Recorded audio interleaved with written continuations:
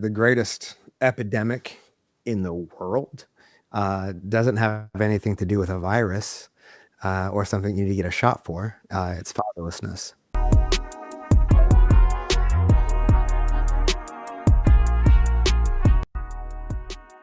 What's going on, everybody? I hope you guys are all having a very blessed day whenever you're tuning in to this episode. Give a little bit of an introduction to my guest today. He is in the modern corporate landscape that tells men that success requires an absolute sacrifice, that to win that boardroom, you have to lose your home, your health, and your spirit. My next guest belongs to a remnant of leaders exposing the hustle as a lie. He spent over a decade as a pastor before facing a grueling season of loss that completely altered his trajectory. Today, he is an investor, a writer for Forbes and Rolling Stone, a top 20 Keystone speaker, and the architect behind the #1 performance program for kingdom-minded entrepreneurs, Embrace the Lion. He has coached thousands of CEOs to scale the impact without burying their integrity. Please welcome none other than Cody Jefferson. Cody, I appreciate taking time to come on today. Hey, brother, it's good to be here. It's good to be here. Absolutely. So I just gave an incredible introduction to, what you have accomplished, what God's doing in through your life. But I always like to kick off each episode so that people get to know your testimony, your story a little bit, to know, how you came to know Jesus, why you decided to pursue him the ways in which you do. So how did you get to know Jesus? How did I get to know Jesus? I got to know Jesus through my family. So I was raised primarily by my grandparents when I was a young kiddo. And my grandfather was a deacon in the church. My grandmother served. We went to a small Southern Baptist church where I got to see people caring for each other. The love of Jesus kind of poured out on a daily basis. We were forever making hospital visits and being involved in the life of the community, being involved in the life of the church. My grandfather was the president of the National Gospel Singing Association. So also grew up touring and traveling with them to singing conventions, and so people that were primarily a lot older than I was. Right. Uh, but I've always seen God's evidence in my life. I've always known that God's hand is on my life, and so I credit it to grandparents who were praying for me long before I was ever here. I think that's a huge thing that so many people don't necessarily always take value. Unfortunately, some people don't have the blessing of, coming from a Christian background. But when you talk about learning from people that have gone through life to a certain extent, whatever it might be, and really having those prayers placed upon your life, the mentorship, how key is that for a generation, for people that are looking to get to know Jesus, to have, a strong upbringing within a Christian household? I think that growing up in a home that was that Jesus was at the forefront, you really just see it modeled differently. So a lot of the habits and structures that I carry today, I'm up usually around 3 a.m. And I'm in the Word, and it's not because of some sort of personal development hack. It's just, we got to my grandparents' house usually around 5:30 in the morning because my dad had to be at work at 6. Mm. And my grandfather had already read his word for the day, and was on the newspaper, which for those of you that are maybe under 40, they're watching newspaper used to get delivered to your house. It's how we used to get news before the internet. And watching how he and my grandmother cared for people, how they took meals to the sick, how um, they were always involved, how they were always stewarding their time effectively. I mean, they effectively gave up their retirement to raise us. And so it was, I would say, more is caught than taught. I Mm. think that, the modern church, through no indictment and not making accusation, just from what I've seen over the past, 42 years of my life here, it's really easy to offer a cheap grace, to say things with your lips and then deny them by your lifestyle. So I always just look at the fruit, and the fruit of my life is, I would say that the fruit of my life comes from the seeds that I didn't plant. They were planted by my grandparents. And so what you see today is a byproduct of what I witnessed, and the habits and the faith and the structure and the ordered life that came from their beliefs. That is something I really want to dive into with yourself, because you are more than successful. You accomplished so many great things throughout your life, but I think you really look back at it, the discipline aspect, the structure. That's something that we hear now. Scientists, we hear doctors, we hear people that know, lifestyle aspects talk about the importance of it. But we go biblical. there's a lot of different aspects that God talks about in terms of order. We see obviously just by the beginning, creation, he has order, he has plans, he has, everything is set up in that aspect. And I think that's something that for a lot of people are saying, well, science kind of catching up to the Bible in a certain sense. But for a Christian to have order, discipline, how key is that to having actual success, the fruits we talk about as well, come into fruition in your life? Well, I mean, to be fair, I don't believe that you need to be a Christian to have order in your life. I think that anyone benefits from having order in their life. You know, it's been said several times that a man without purpose is a ship without a rudder. Mhm. And so when a man knows, or a woman, when they know what they're called to, when they know who's created that assignment for them, then we have a phrase that we like to occupy. It's kind of the cornerstone of everything I do, which is this is who I am, so this is what I do. And so when you can articulate why you're here and you can articulate what that means for you and the implications of that calling, well, then everything orders around that. So if, you know, you've given a beautiful introduction of some things that I've done. All cool. It's all going to burn. It doesn't matter. It matters in the sense that it gives some purpose here. Uh, but if you ask me who I am and what I do in this life, I'm a husband and a father, period. And I'm a man who loves people, and I just happen to be good at solving problems. And again, some of that comes from the way that I was raised.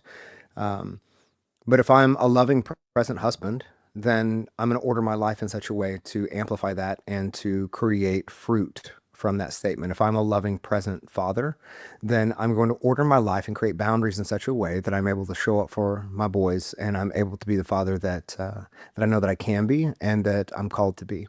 If I run companies or I advise companies or I leave in a couple days to keynote and host an event, which I do, you know, monthly for various organizations, well, then that means that I carry myself in a certain way and I prepare in a certain way and I order my life in a certain way. If I'm an athlete, which I am, then, you know, I move my body in a certain way and I don't eat or drink certain things. And so really order just comes from understanding who you are and whose you are and what the implications are of that. And you know, in Matthew, it talks about the parable of talents and stewarding those resources well. And so, as a result, if you don't, then the Bible says that that's going to be given to someone else. So we know a tree by the fruit that it bears. And if we're given talents, if we're given resources, that you know, to much is given, much is expected. And so I just tried to be the best steward with what God's placed in my hands. And listen, I haven't always gotten it right. I'll be the first to tell you. There have been times when I have squandered things. There have been times when I've made my bed in hell. There have been times when I have gone prodigal. And I think that's true for all of us. But the beauty in God's grace is that it's big enough for our wandering. Curious for your own personal life, when did you start to realize the importance of order? You start to really realize the importance of finding, why God placed you on this earth, your true purpose, your true Mhm. priorities. Yeah. How long did it take you to figure that out, and when was that? Like, what was the turning point that you kind of clicked for that? Sure. Well, to clarify, purpose isn't everything that we do. So it's as much as this conversation as it is when, you know, I take my boys to the pool this afternoon, as it is when I lead company meetings in the morning, as when I go to the gym or when I'm in prayer time or when I'm, you know, on a date night with my wife. Purpose isn't everything. And as a believer, we're all called to the same thing. So we're all called to make disciples. We're all called to love God, love ourselves, and love our neighbor. We're all called to live generously. We're all called to seek justice. We're all called to live humbly. So in that, everyone has the same purpose. Now, inside of that, we have unique callings and we have seasons where those callings are made manifest. Mhm. Uh, but for me, the understanding of order and the understanding of doing the things that you say that you're going to do and being the man that you say that you're going to be. I mean, that was, listen, I'm from the country. My family, we own the oldest feed store in Tulsa. So growing up in agriculture and in rural Oklahoma, you're up, you know, at 4 a.m. feeding animals. And so everything revolves around a schedule and revolves around order. It has to. And so for me, I'm more just a byproduct of the environment that I was raised in. And so it was never really a finding it like you would in a personal development book, which is true for so many people. Right. I think mine was a little different in the sense that I was raised this way. And I'm not saying that I was raised in a perfect Christian household where nobody made mistakes. What I'm saying is that the idea of order and the idea of personal responsibility and of really owning that aptitude and that God-given ability to work hard and to work efficiently and to really pay attention, again, coming from farm, to pay attention to the fruit of the crop that you're harvesting. That's always been a part of my vernacular. Something that's unique about yourself as well is you look at the person you are today. A lot of stuff I introduced you about what you currently are doing, but you've gone through so much different stuff in your life, and you kind of talked about it. You've learned, you've soaked in so many different experiences, whether that be from the pulpit, that be from family, and it's kind of formed you into this person you are today. And so Yeah. I think a lot of people look at that waiting season aspect. They wonder, I want to be this one day, but right now I'm developing. How key is it for someone to really embrace, this waiting season, to soak in all the different things you can learn from where God has you at before it creates, the person you're going to be one day? Sure. I mean, everything comes in due time. I think that we live in a really, I would call it like an Amazon Prime culture where you Yeah. can have anything that you want in 2 days. And purpose doesn't exist that way. You're not a utility, you're not a spoon, right? So we're multifaceted. And there are certain skill sets and ways in which we live and move and have our being that are only seasoned through experience. I think about when I was maybe 21 and I was in full-time ministry. I got in full-time ministry at 19. And at 21, I'm sitting in hospital rooms with people who are dying. I'm 42 now. I've led 148 funerals. And I've seen a lot of loss. I've walked through a lot of loss. I've lost a lot of family members. I've buried babies and best friends and pastors and people I barely knew and people I've walked closely with. And in my 20s, I didn't really have the experience that I have now. And I did the best with what I had in my hands.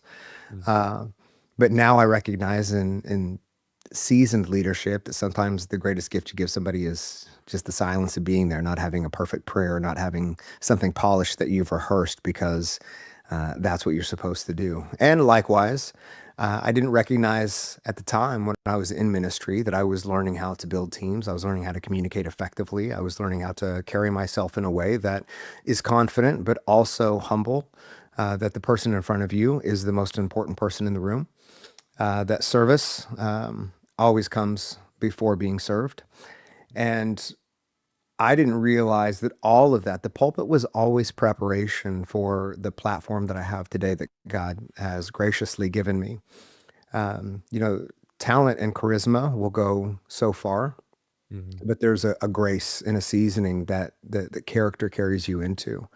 And so God is always preparing. And when we find ourselves in seasons where things might not be going as quickly as we'd like, or we're not seeing the fruit that we'd like to see as quickly, recognize that it's all preparation. It's not punishment. That God's seasoning something in you that takes time. So rather than asking, why is this happening to me? A more appropriate question is, what is being seasoned in me? And what's being cultivated in me that right now maybe I can't see? Because when you plant a seed, you know, it has to stay in the ground a while before you ever see a stalk shoot up out of the ground. It's got to create a root system. It's got to branch that root system out so that it can cultivate enough water to be able to push that out of the ground, which is an immense amount of propensity to a little seedling. And so recognize that in those, it can feel like you're being buried. And certainly I've had seasons of my own where I didn't have the emotional or the spiritual maturity to recognize that I wasn't being buried, that I was actually being planted.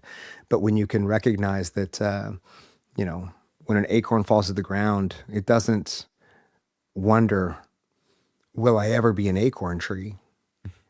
It simply puts itself in the ground and recognizes that over time with water and the appropriate seasons, it will do what it's meant to do. I think you kind of get to a point then where you can look back now and say, you see all of this. When did you start to realize for yourself, like, when did you start to kind of click and say, okay, I got it now. Now I'm starting to learn that, okay, this was just a plant. This was a growing season for myself. Like, when did it all kind of start to click for yourself? Oh, buddy. I think it's consistently clicking. I don't think that there was a time when I arrived. I don't think there'll ever be a time when I arrive. I think that we're all in a process of doing the best that we can with what we have in our hands, and some things we're aware of, and some things we're aware to, and some things we aren't, and some things we won't ever see until we're on the backside of the season that we find ourselves in currently. And so I think rather than looking for a particular moment when seasons shifted or where I became aware, I think a healthier application would to have the maturity in any season to recognize that God is sovereign and that He's always working. He's always been working and He will always be working. All right, so I do want to go back then. As you talked about 19 years old, you begin Yeah. working in ministry in the pulpit right there. But Uh-huh. I want to ask you kind of a two-part question here. The first one is at that point in time, did you expect that ministry, obviously that type of ministry, being vocational ministry, talking about being in pulpit, being a pastor, Yeah. was that your goal, your dream at the time, or in the back of your mind, even going back to that teenage self of yours, did you kind of have, I want to be an entrepreneur. I want to be someone that kind of works in the business world? Yeah, great question. So I'll give you the short story long. Okay. So I was wrenching on cars. I've been a licensed mechanic for about 23 years. I've been a licensed barber for the same amount of time. Okay. So I was cutting hair, fading people up, and I was again just a busted knuckle blue collar guy. And the owner of the shop was trying to get me to go. I'd fallen out of church when I was in high school. Growing up the way that I did, and going to the church that I did, I love the church. No indictment there. I just didn't really feel like I belonged. I didn't have both of my parents in the house. Our house was on wheels, and when everybody else is a Chick-fil-A family, meaning they got both parents in homes that were, not mobile. You just kind of I just didn't really fit in. And so I found my way out and got really heavy into academics, and that made a little bit more sense to me. I had gone through a fair amount of trauma when I was a kid, and I couldn't reconcile all that, and it didn't quite make sense to me. And so the owner kept trying to get me to go to church, and I was, did really well in music, did really well academically as well. I'm not the entrepreneur that, graduated with a 2.5 and, barely made it, and here we are. I don't have that story. I did really well academically. I am a student first and foremost. I love learning. I read 2 hours a day, and that's something that's stuck with me for my entire life. But the owner asked me if I would go to church, and you know what? I've done that. I've been there. I was raised in the church. I traveled singing gospel conventions. Like I'm good. He wanted to expand the shop. We wanted to get into some restoration work, and so he asked me to go to coffee with him on a Saturday night after we closed up the shop. And so I said, "Sure, let's go talk about it." And ends up that it was smack in the middle of the church, his church. Now, this was different to me because the church that I attended, had 150, on Easter, 200 people.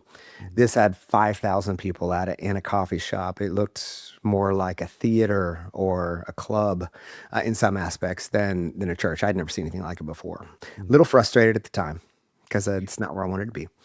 Uh, but then this gentleman got up who had this like surfer blonde hair, kind of told me my story lived through him, and rolled up on a Harley. And if you know anything about me, I build Harleys. I drive old trucks. I got a 95 Power Stroke, an 84 GMC, an 89 Bronco, and a bunch of old Harleys. I'm a mechanic and I love fixing things, which is what kind of made me so proficient in business. Is business is just an engine to me. But any rate, by the end of the night, I had rededicated my life and became real fast friends with the pastor, which is actually pretty unique in a mega church because typically they're pretty insulated because there's just so many people. But Right. he saw something in me that I didn't see at the time and took a chance on me and gave me an opportunity to start leading and to start teaching. Um, Now, when I tell you that I had no business doing either because I did not have the acumen, I had no business doing either. But God doesn't always call the equipped; He equips the called. And so ministry wasn't ever something that I had set out to do. I thought I would, be in hair or I'd be in mechanics, and God had a different plan. And you know, it was probably 2 months, and I was working at the church. Mm. And the rest is history, man. It was a beautiful 13 years in occupational ministry, serving a multitude of churches inside of the Tulsa area, and then traveling and speaking and getting to serve churches around the country, and in cultivating leadership models and volunteer models and helping build culture inside of those organizations. It's such a unique story because there are so many people that, don't know what to do with their life, especially at those teenage, early college years, whatever it might be. and you just learn from that. You look back and say, you had a mentor, someone that really took you underneath their wing, that was spiritually mature, that could kind of take you under the wing. Yeah. How important is, I know it's obviously easier said than done, it won't just happen for anybody, but ideally for a young person to surround themselves with somebody that's spiritually mature, much more than they are, how key is that in helping them define their lives? I mean, considering that they're believers in the first place, then it's incredibly important because we don't know what we don't know.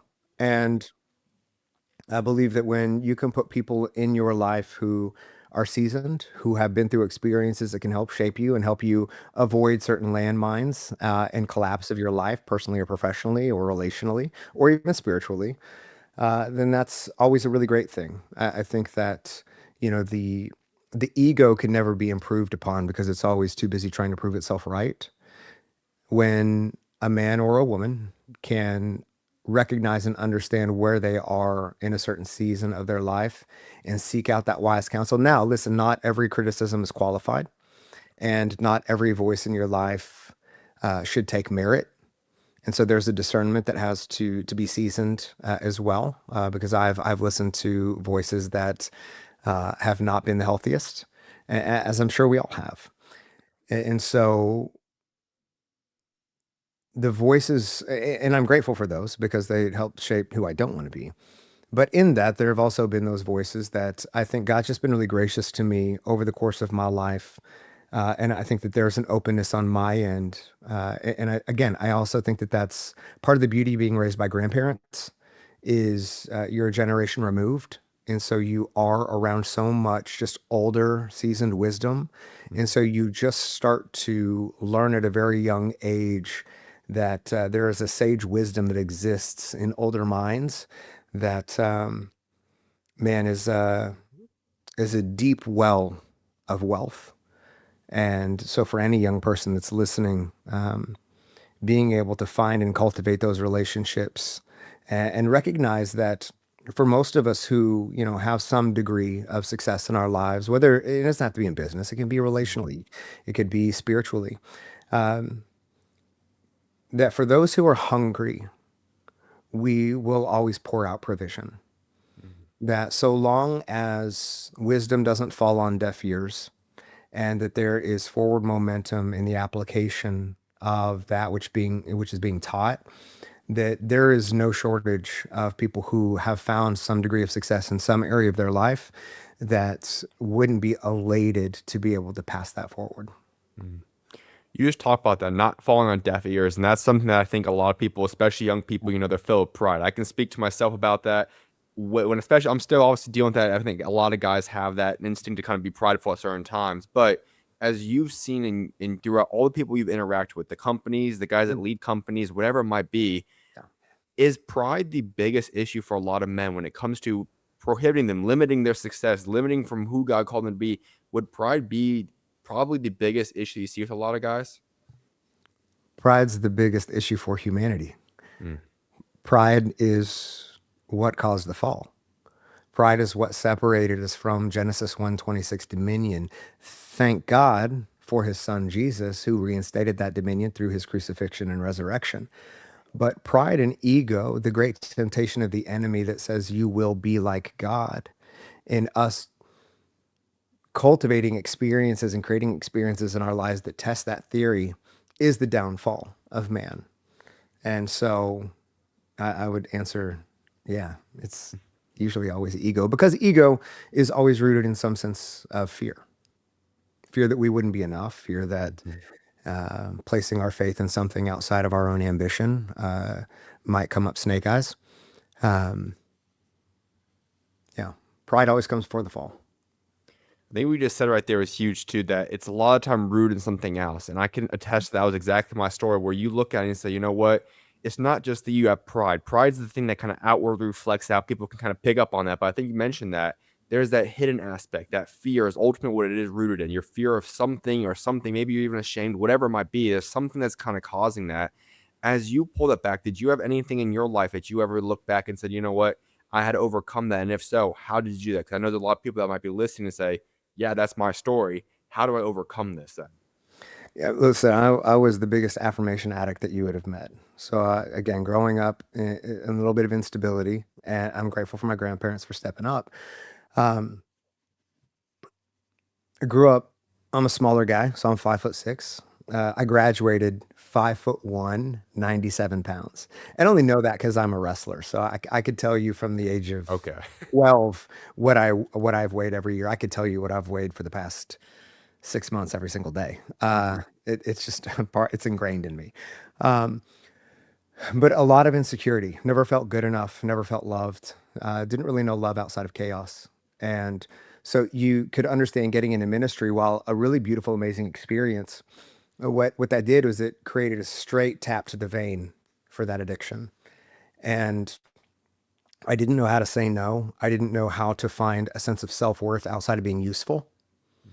And it eventually led to a real collapse in my life, as it does for so many, because you can only carry that for so long.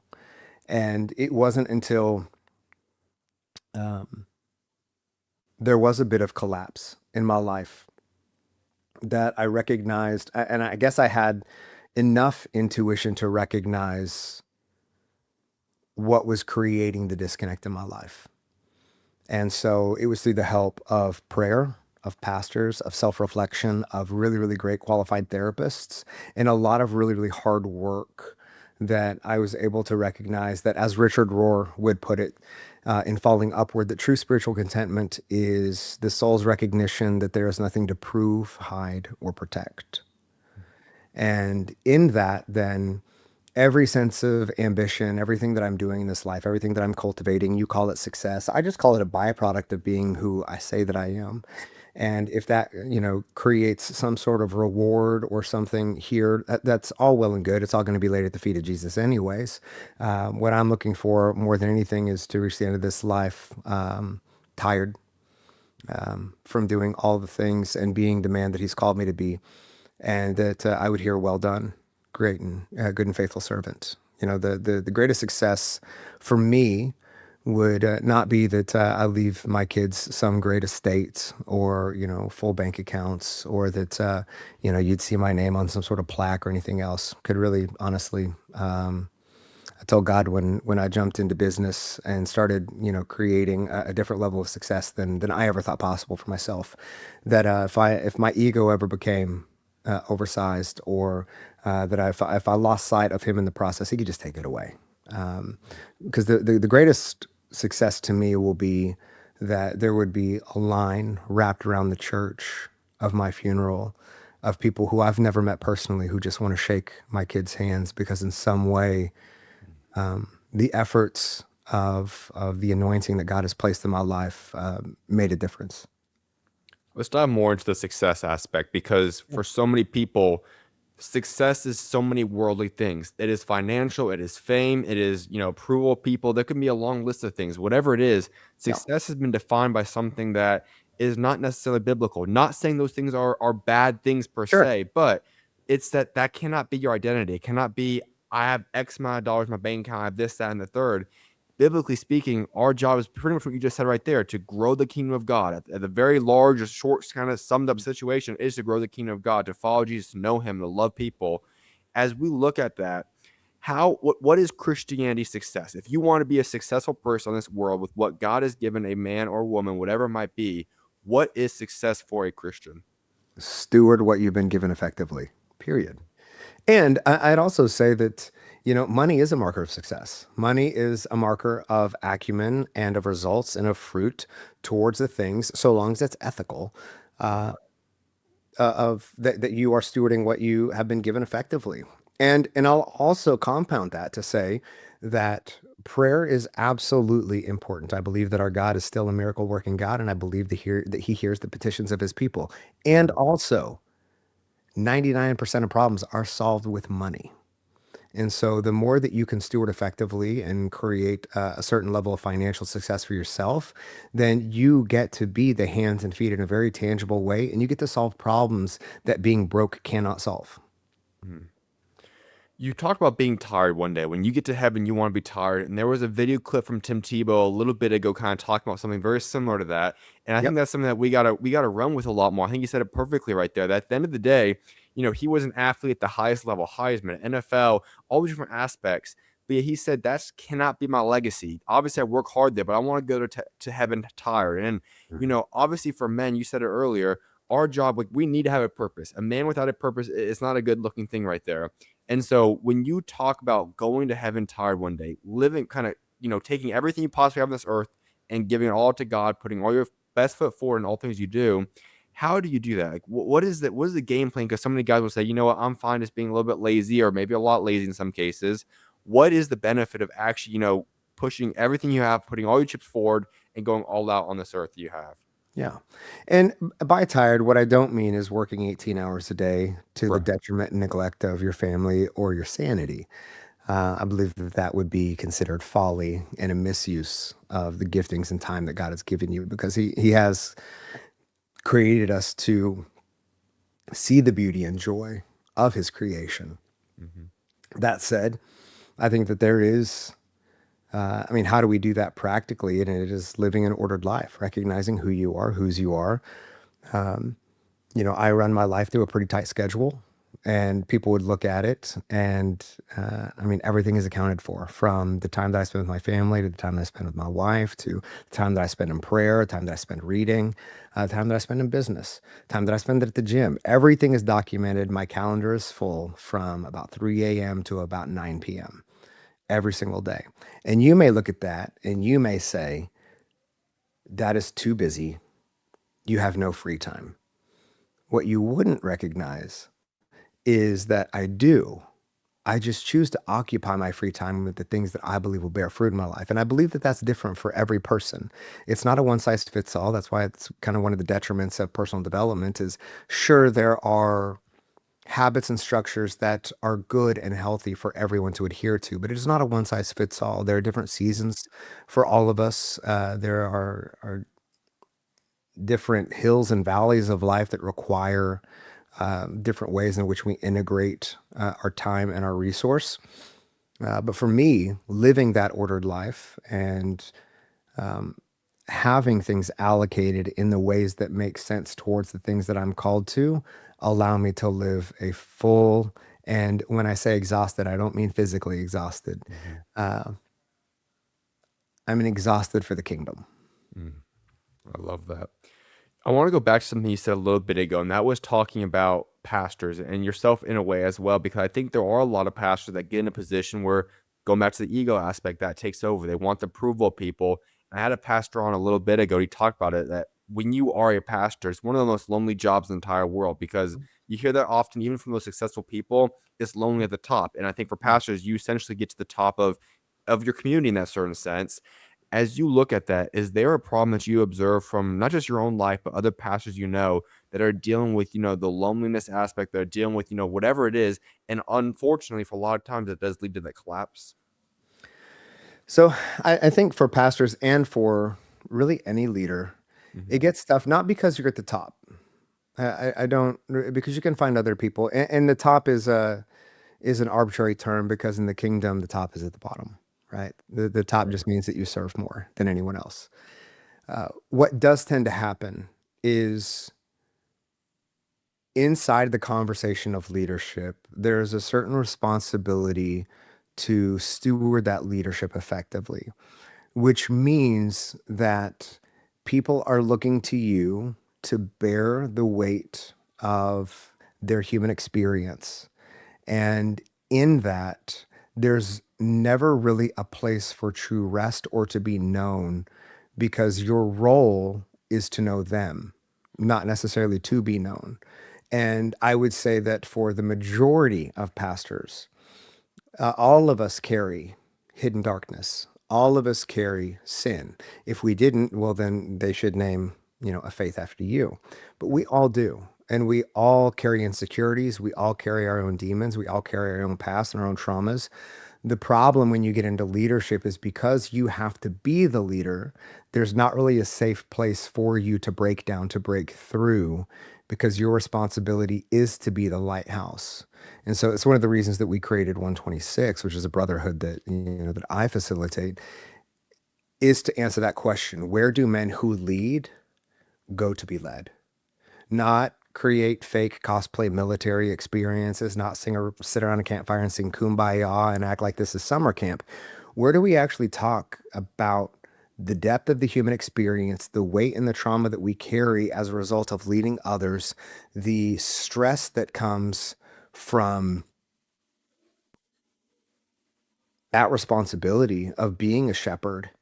And where do we find the community? Where do we find the safe place to say that we're struggling? And where do we find the place to uh, cultivate celebration together? Because for so many, you also have to keep quiet in the areas that you are successful, because it feels to the people who aren't like you're bragging. And so, where do we find space to actually celebrate what God's doing in our lives without coming across egotistical?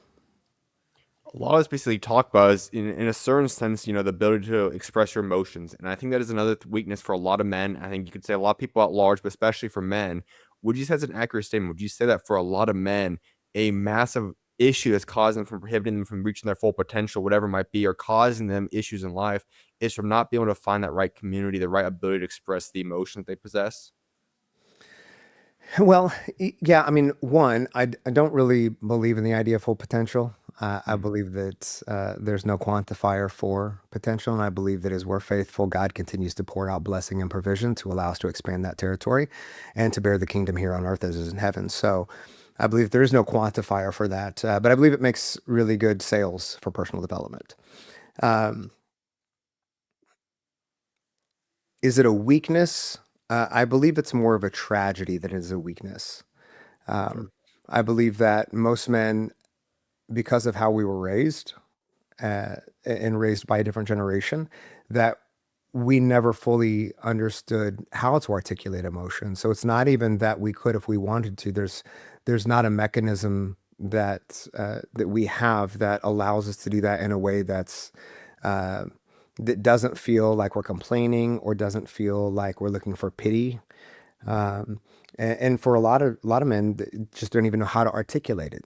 Don't know how to articulate to their wife. Don't know how to articulate to their brothers. Don't know how to articulate um, to mentors, or to those who are a little bit more seasoned than them. So I would say that more than it being an issue or a problem, it's more a symptom to a larger conversation of how we help men understand and learn how to navigate the experience of their humanity. So then to follow up on that, how do you do that? From the beginning portions, there are a lot of guys that can relate to what you're saying right now. Where do they start? Yeah. A really interesting question that I always start with. Most people, when you go anywhere, the first thing that's going to be asked, what do you do? And the Mhm. problem is all that does is equate a man to his role in life as that relates to his either financial position or his position in the marketplace. Both are useful, but I find a much more, or how you doing? Very easy to push that off. I'm good. I'm great. Right as rain. Head not the tail. Too blessed to stress. You know, uh, I always like to enter into a conversation with how's your soul? Mm. And from there we can, I believe that God has given me a gift that's been confirmed over the past 20 something years in leadership and development. Um, we're a culture that is desperate to be known, but we settle every day for being seen. And I believe that we just don't give enough safe opportunity for people to know that it is safe to be known, because I believe that we all actually know how to communicate far more than we give ourselves credit. We just don't know how to cultivate the environments that allow that seed to bear fruit. Mm.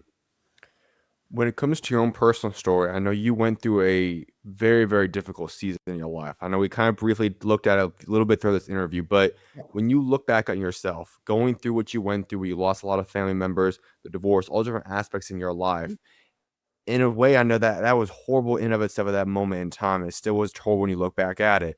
has that in a certain sense been a blessing in disguise to relate to so many different men now as you try to helping them and impact their lives, saying, you know what, I've been able to deal with, these collapse, these really dark, deep, these tough, difficult situations. Has that helped you been able to relate to a lot more men now?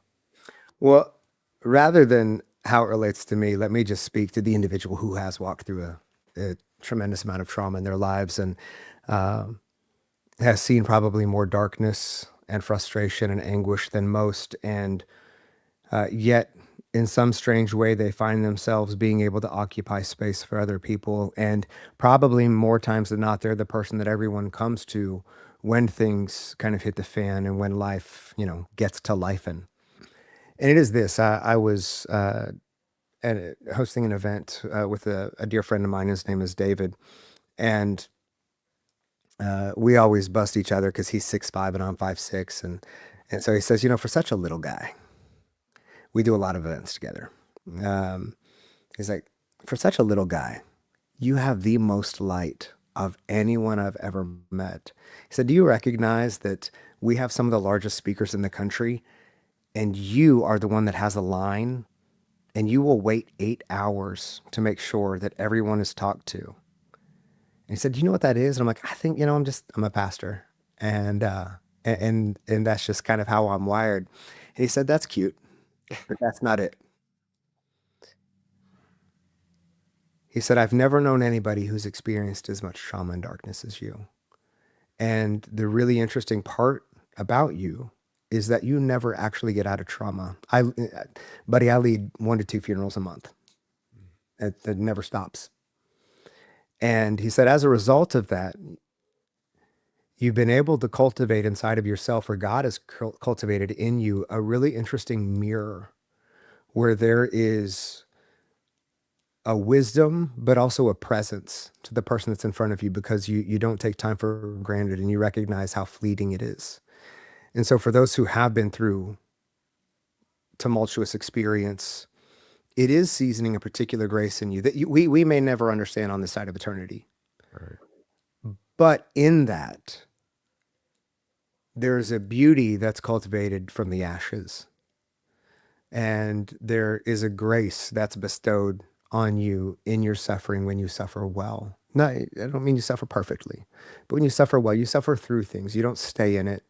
You allow it to do what it does. And in that, you grow. You grow spiritually. You recognize that time is finite. You recognize that most things will go back to the earth just the way that they came. And it changes you. And you recognize that we're all doing the best that we can with what's in our hands. And through my season, I've learned to value time. I've learned to value experience. I've learned to say the things that need to be said, to apologize where I need to apologize, to forgive where I need to forgive. And there's been so much beauty that's come out of this experience. I was able to heal, just as my son's mother was, and her husband. We were able to heal the fact that we came from divorced homes where a parent was absent, all of us, and we don't have that story. My son's mom is one of my closest friends. She is one of my wife's closest friends.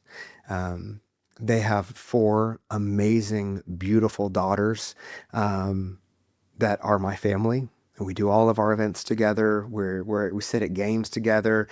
We talk every day. That's not nothing.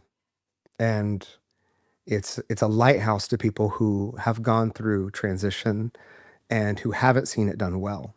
And it's a testament to our kids that even though things may not work out in the ways in which you thought that they would, that God can still create beauty out of something that the world would have tried to destroy.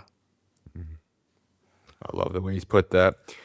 Something else that I really want to ask you about is, you were in actual ministry as a pastor, and you just talked about that kind of is who you were, and that was the way you answered that one question. But I think it's so important that a lot of people realize you're not just in ministry if you're a pastor. You're in ministry regardless of what occupation you're currently going to be Yeah. possessing right now. And I think that's something that so many people don't realize. When people are like, okay, I don't want to be a pastor. That's not my calling. So I'm not in ministry. No, if you're working on a farm, if you're working in a corporate landscape, if you're working as an athlete, you're in ministry. Mhm. Talk about the value of that, that even though you shifted from no longer being a legitimate pastor leading a church per se, but you are still ministry, just how valuable is that, and how should people kind of take that into their day-to-day lives? You know, I'm more a pastor now than I ever was behind a pulpit. Mm. And the reason being is that when you're behind the pulpit and when you're facilitating the growth and health and infrastructure of a church community, it's like a hospital. You don't go to the hospital when you're well. So a doctor knows what he's getting into when he goes into the medical profession. I'm going to see sick people. Mhm. I'm going to treat illness. I'm going to treat disease. I'm going to treat ailments. I'm going to treat injury. And to the best of my ability, I'm going to facilitate healing. And likewise, when you get into church work, people are coming to you wondering about this Jesus character and carrying their own pain and their own trauma and their own history and their own inclinations and their own beliefs and ideologies. And they're coming there knowing what it is. It's a church. In marketplace, it's different. In marketplace, people aren't coming to hear the word.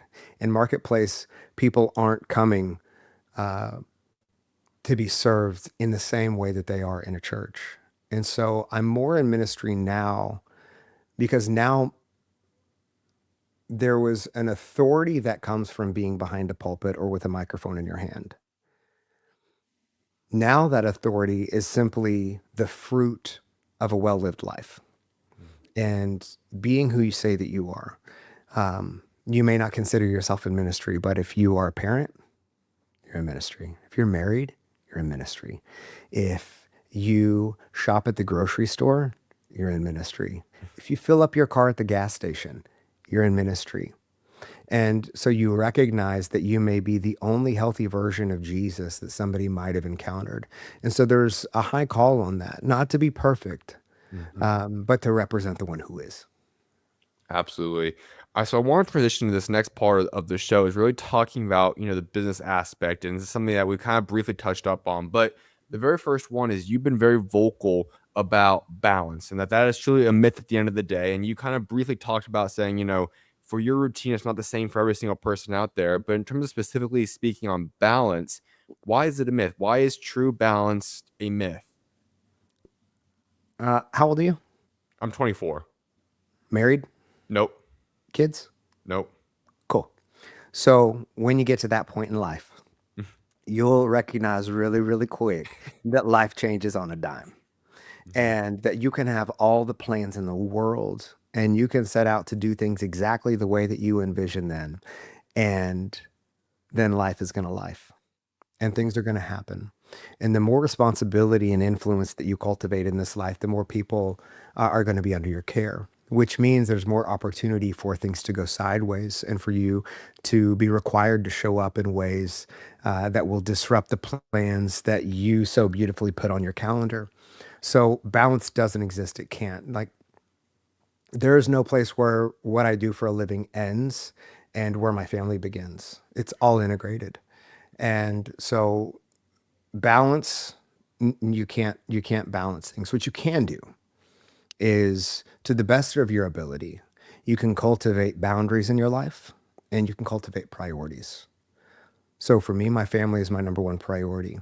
Business, I love it. It is a priority. It's just not number one. Number one is my faith in God, my relationship with Him. And then that carries into priority number two, which is my marriage and my family. And as a result, I have boundaries around that. So when it's family time, the phone's off. It's in another room. I will not be disrupted or distracted. When it's time for me to be in the Word, that is a priority. Phone's on Do Not Disturb. It is my time with the Lord.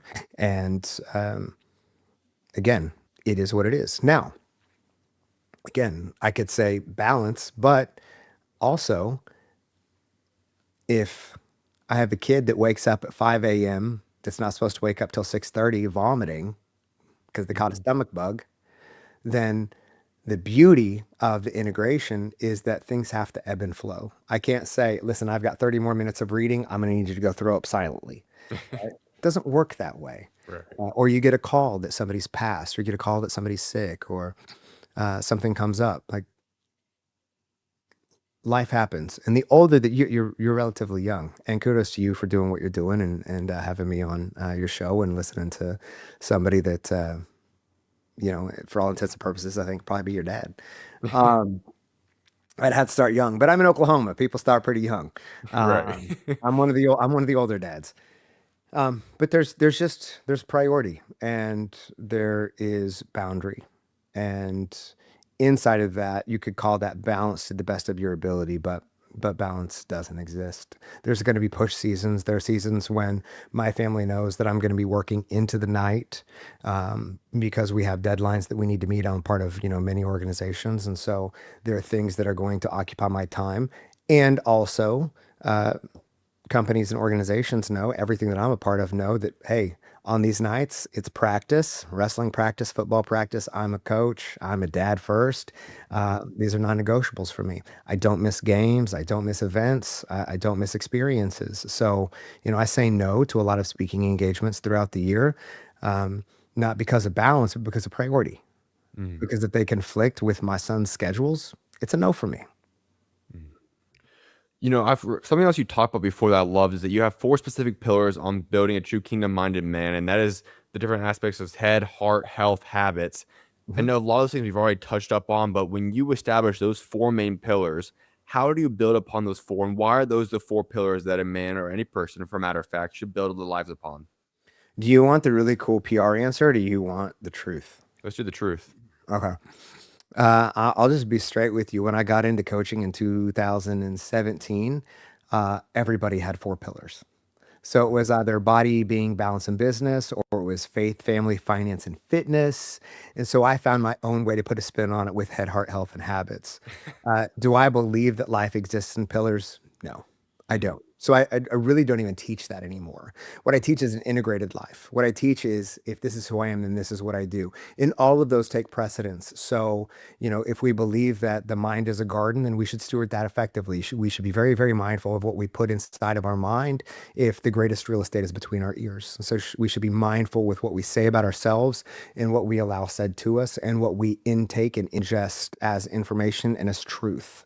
I believe that if we have one vessel to change this life in, which is our body, that we should probably take care of it and we shouldn't be a slob, right? To the best of our physical and mental ability. And I believe that if we are called to be in relationship, which is the beauty of the human experience, is conscious love. Then the heart part of this is how I treat my wife and how I treat my co-parent, how I treat my kids, how I treat their kids, how I treat my wife, how I treat my family, how I treat the homeless person on the corner, how I treat the corporate CEO, how I treat the janitor, how I treat everyone. And then again, how I occupy my time. So habits, just meaning like the hours that you are awake, how are you stewarding them effectively? And all of those others kind of come into the conversation of your habits. And so, do the four pillars mean something? Sure. Do I believe that they're the end all be all? I believe in an integrated life. I believe that everything is spiritual. I believe that we were created on this earth for a purpose, and the satisfaction and fulfillment of our life comes from understanding what that order is and living it fully, and with again a certain dose of humility. You briefly talked about, the combat aspect of you being obviously a wrestler. You talked about being able to work out, and those are aspects that I'm a boxer. I do a lot of different athletes as well. I work Mm. out 7 days a week, and so I think that's something that doesn't specifically say in the Bible that you have to work out, so on and so forth. Not necessarily, but it does say to stay healthy. It says those different aspects as well. And I think that you realize this. I used to play sports growing up. Then I went through a rough period where I was super sick for a few years, got out of stuff. But then when I actually gave my life to Jesus again in 2022, all this stuff kind of got into now. I work, like I said, 7 days a week. I think you realize the benefit. I had another pastor on a little bit ago that said, when you're going through tough times, whatever it might be, making sure you keep a few different aspects in check, whether that be your fitness, that be your health, whatever it is, helps you prepare yourself for other aspects. And that's a very true thing that you talk about, being mentally strong is huge, being physically strong is huge as well. How much of a benefit have you seen that in your own life? Deal with the business stuff, the ups and downs of that, the ups and downs of life. How does your physical healthiness, your fitness really benefit you in that aspect? Yeah, I mean, I know plenty of guys who are successful on paper who aren't physically fit. So I can't speak to say that like, oh, it just makes you so much better in business. Because I mean, Warren Buffett ain't in great shape, and he's doing better than I am. Uh, but what I can say is I feel better, and what I Hmm. can say is I set a healthy standard for my kids. I can say that I love walking in their school and all their friends thinking I'm some sort of superhero covered in tattoos and having some muscle on me. I do love the fact that my wife thinks that I'm incredibly attractive, as I think that she is as well. Um, so there's a confidence aspect without getting arrogant. There's a confidence that comes from knowing that you carry yourself well, and that you're taking care of the vessel that God's given you. There's a saying that says, you look good, you feel good, you perform good. So. Hmm. All right, so you also talk about, there is a problem. I 100% agree with you that there is an addiction to the chaos and stress in this world. And I think you specifically look at the business world. A lot of people say, I have to be as busy as possible. I have to get this, that, and the third done. Maybe it's not beneficial working, being busy, but people will be busy. They love the chaos. They love the stress, especially in this modern era. Why is that something that isn't necessarily the best thing for them? I mean, I think it gives a false sense of purpose. Mm. And, a lot of times we focus on the aspects of our life that we can control that don't require much emotional bandwidth. So I know for a lot of men that become fairly successful in business, it's usually on the backs of their family and on the back of their mental health and even their physical health. Um, and so I think that we get into a cyclical pattern of choosing to solve those problems, the business problems, because they don't talk back.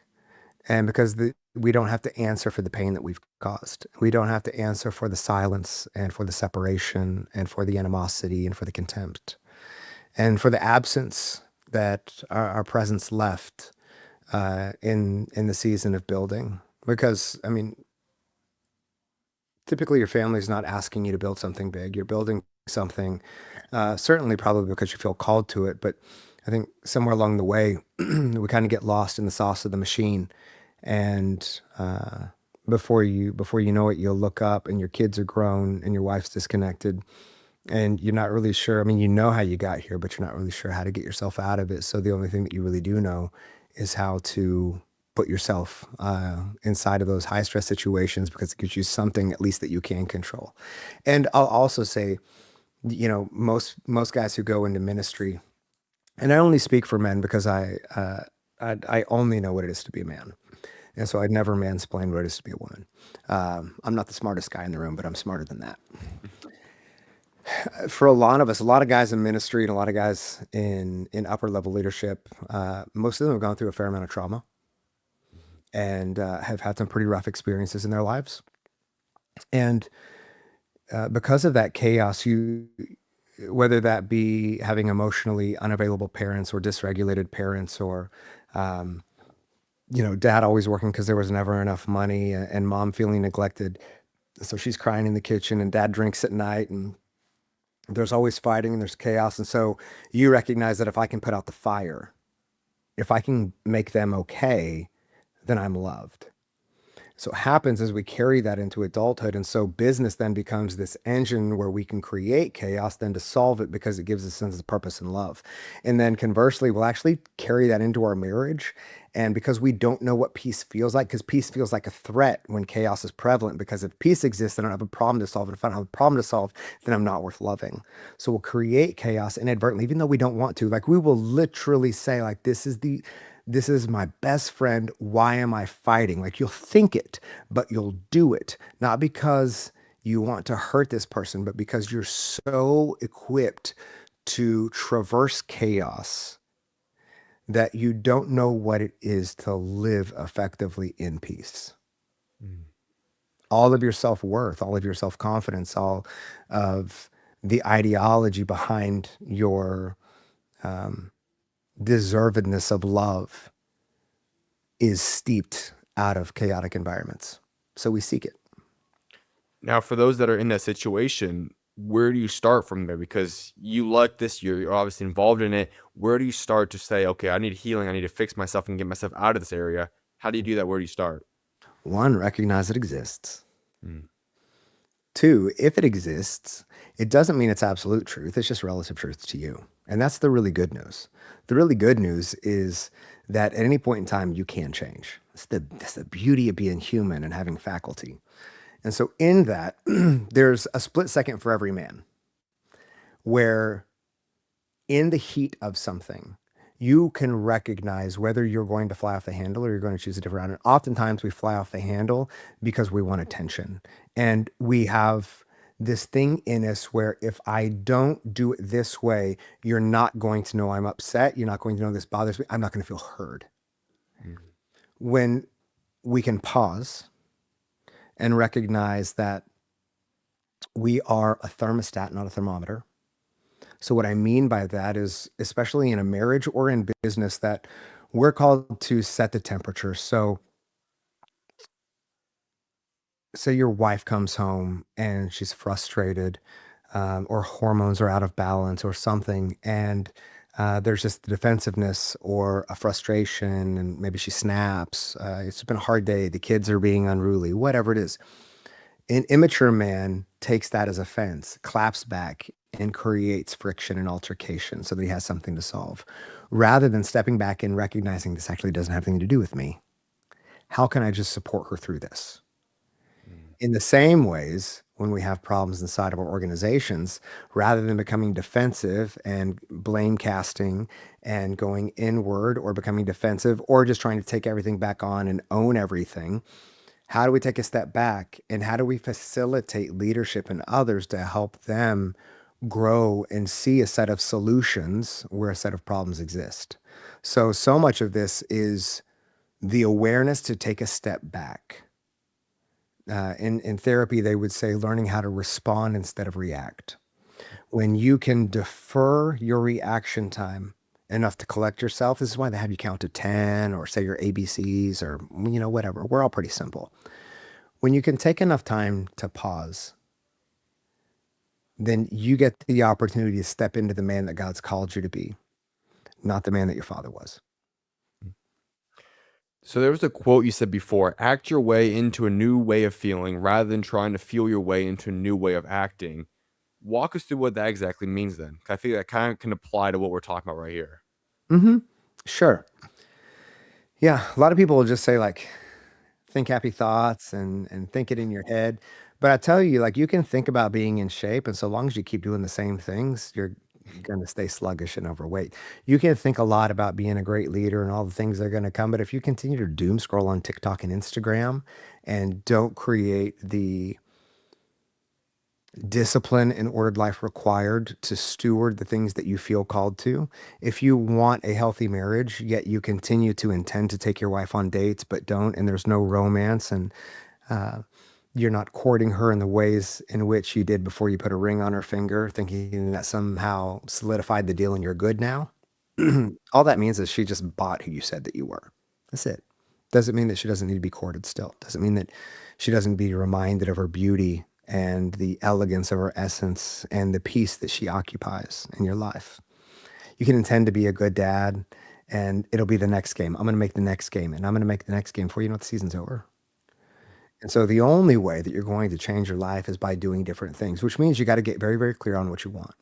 So a really simple exercise that anybody can do is just take out a piece of paper and write all the ways in which life isn't performing optimally for you, what you'd love to see changed. And on the other side of the piece of paper, if things were changed, what would that experience look like? So write that down. And then on the piece of paper that's right beside it, just follow that line right over and say, okay, well, if this is going to be true, well, then what do I need to do on a daily basis to facilitate that change? And then you know what you do? You get your calendar out and you just put all those things in your calendar every single day. And you do them. And the brain has this really interesting thing. In physics, it's called the principle of least path. Like water doesn't flow through a rock, it flows around it, right? When you feel the breeze of a summer air on your face, it's not because the air is going through you, it's going around you. Energy works in that way. Energy wants to stay in motion, right? It wants to stay perpetual. Well, in the same way, like your mind, everything that you're thinking right now, it's all energy. It's just electromagnetic pulses happening um, faster than you can think. And the brain just wants to prove itself right. The principle of least path. It just wants to confirm its own bias. It just wants to say, this is the way that it's been. This is the way that it will always be. Why? Well, because it's trying to keep you alive. It's trying to keep you upright, breathing, pumping blood, blinking, um, you know, doing all the things that you don't think about. So the last thing it wants to do is learn new things and do new things. So you have to suspend the frustration that's going to be present in your life when you start to do new things. Your brain's going to try and talk you out of it. You're going to be frustrated by it. It's going to be annoying to you. You're not going to see the fruit as fast as you'd like because anything good takes time. But the more that you will defer that emotional experience and you will simply say, I understand what my brain is doing. I understand why I feel this way. But if this is who I am, then this is what I do. And you will commit to it. Then eventually, this new principle of least path will lean toward the desired results of your heart and your soul based on the evidence and the fruit of what you've seen made manifest through keeping your word to yourself, which is all confidence is built on. For a lot of my life, I built confidence on the backside of people's approval, which means that I would die by their criticism. Now, the confidence that comes from my life, one, is knowing who I am and whose I am. And two, by simply keeping my word to myself. You can't tell me who I am because I have evidence. I have fruit of who I am.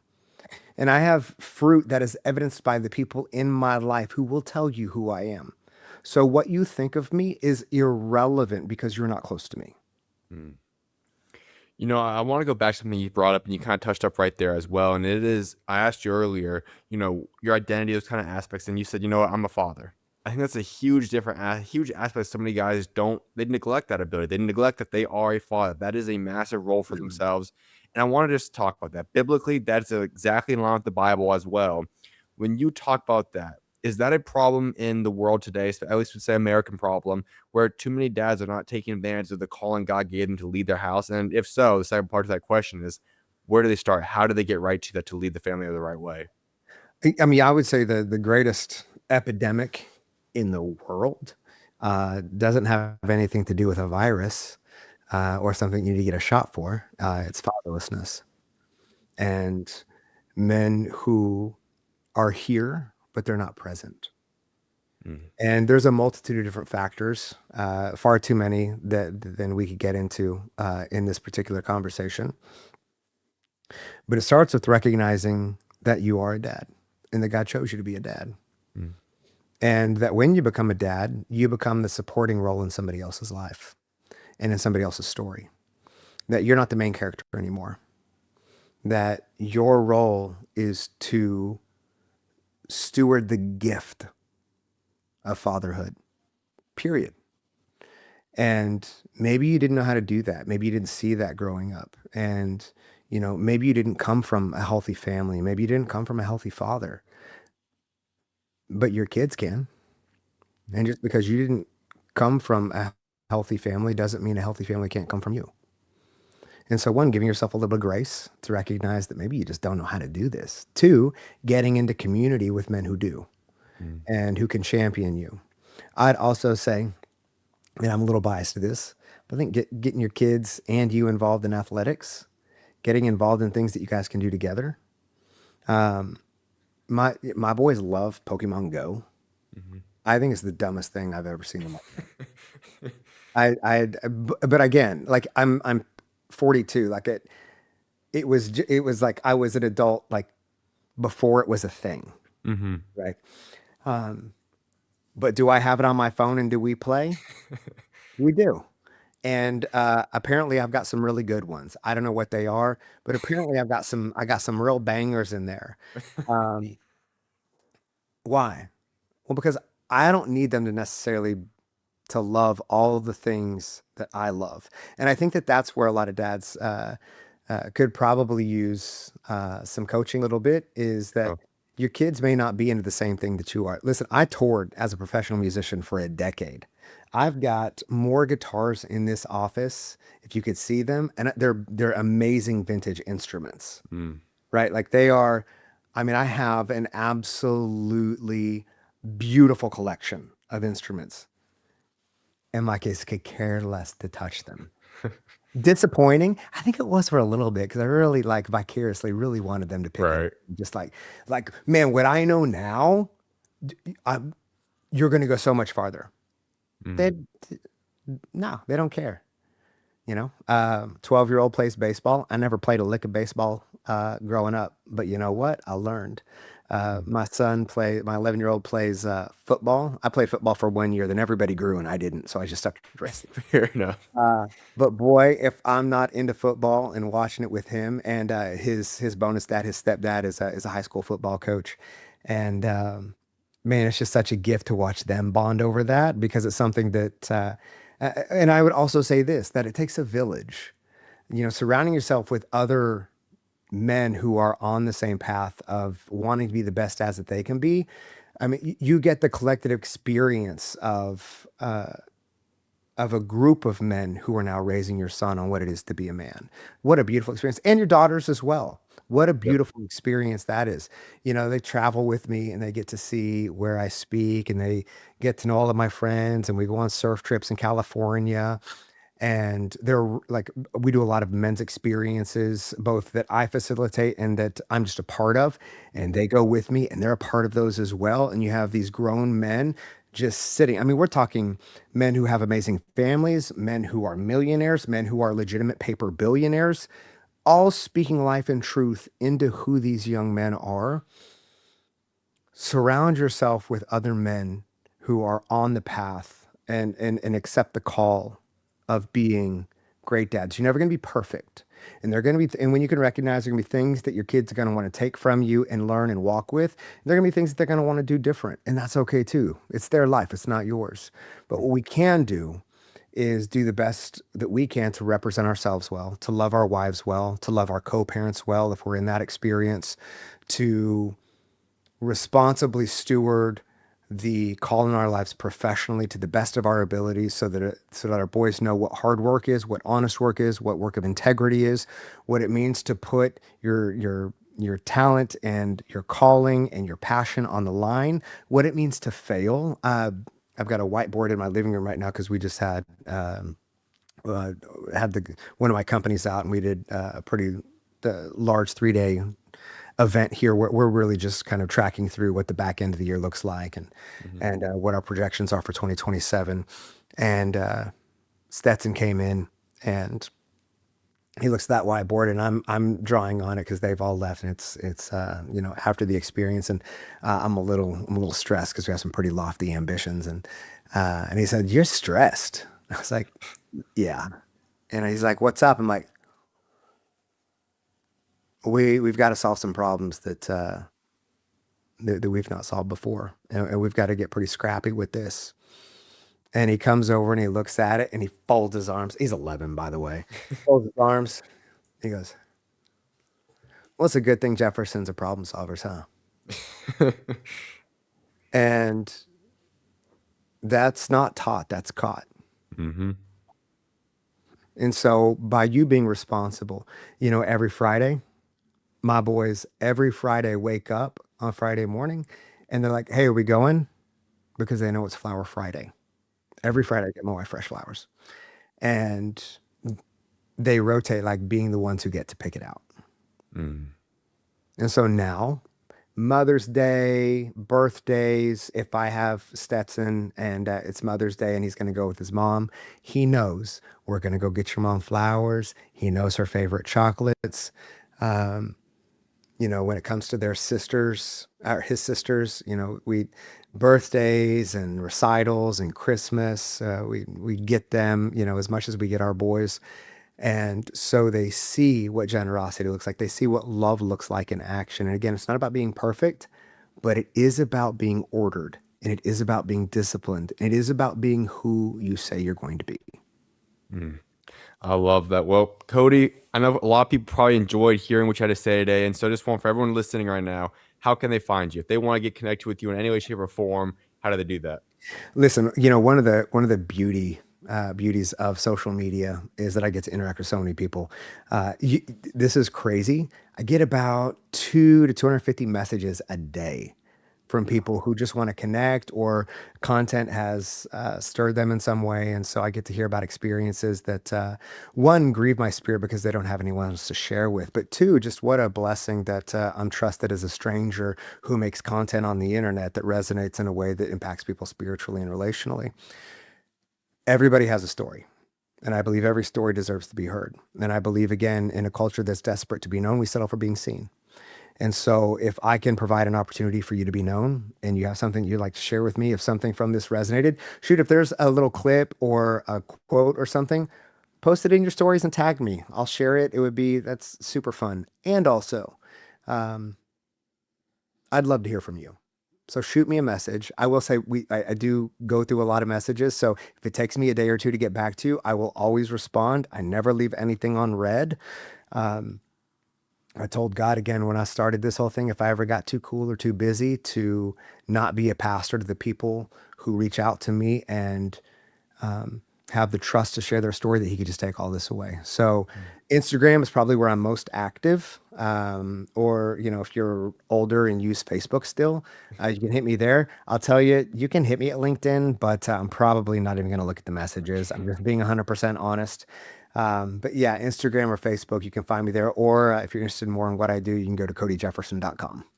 I love it. Cody, my final question I have for every single guest is talking about your legacy. The greatest day for us as believers will be the day that Jesus calls us home to be with Him. When that day does happen, what do you want the legacy of Cody Jefferson to be for what you did for God's kingdom here on earth?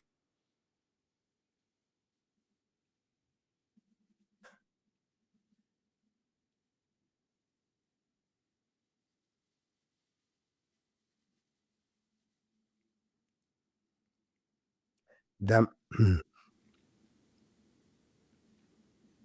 that my sons reflect Jesus well, that they have healthy marriages, um, that they're known by their love and their generosity, that they are who they say that they are, and that the credit that comes from their mouths isn't because of anything that I've done, but everything that He's done. I love that. Well, Cody, it's been a true blessing and an honor to have you on the show today. Thanks, And I man. cannot wait to see how God continues to work in and through you and your family. Thank you, brother. Of course, y'all's welcome on, man. God bless. God bless. If this conversation blessed you today, please hit the like button and subscribe. It genuinely helps YouTube push this message to more people who need to hear it. If you're listening on audio, a 5-star review is a huge help. Share this episode with a friend or family member who needs encouragement and let me know your thoughts in the comments. God bless, and I'll see you in the next one.